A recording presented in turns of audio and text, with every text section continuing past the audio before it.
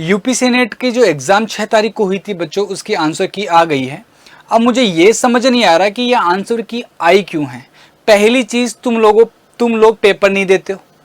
जब पेपर ही नहीं देते तो बच्चे को कैसे सीक्वेंस पता रहेगा कि इस क्वेश्चन के अंदर मैं ये आंसर करके आया हूँ, कि कौन से क्वेश्चन था, कैसे पता रहेगा। फिर आप दे रहे हैं कि ऑब्जेक्शन, कहाँ से ऑब्जेक्शन उठा पाएगा। इस आंसर की के अंदर बहुत सारी गलतियां हैं। ये तो मुझे बच्चों से बात करने पे भी पता चला, और क्योंकि रीजन क्या, पेपर ही नहीं आता।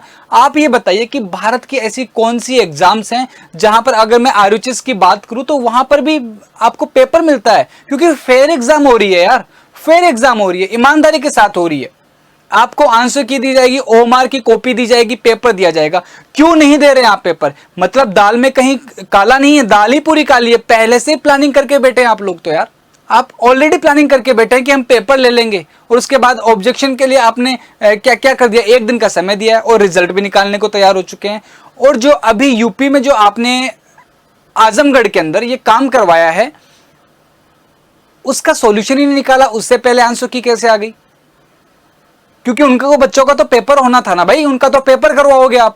आजमगढ़ नहीं, बहुत जगह, बहुत सारे सेंटर्स पे इतनी शिकायतें हैं, उनका क्या, उनका क्या? और कैसे आपने आंसर की निकाल दी, अब रिजल्ट भी आप निकाल देंगे।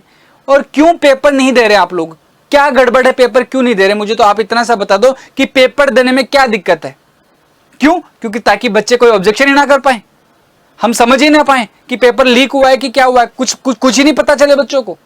ये तो हद है यार, हद है तुम्हारे सामने। मैं शिक्षक होने के नाते क्या कहूं इनको कि तुम लोग भी बेईमानी पे उतर जाओ। ये शिक्षक धर्म हमारा इस चीज की मान्यता नहीं देता, इस चीज की इजाजत नहीं देता कि हम बच्चों को ये सिखाएं।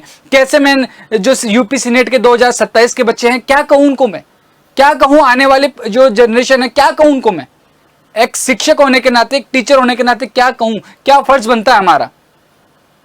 क्योंकि जब रक्षा के ही भक्षक बन जाएंगे तो क्या कहूं बताऊं मैं आप लोग, आप बताइए मुझे तो नहीं समझ में आता ये चीज।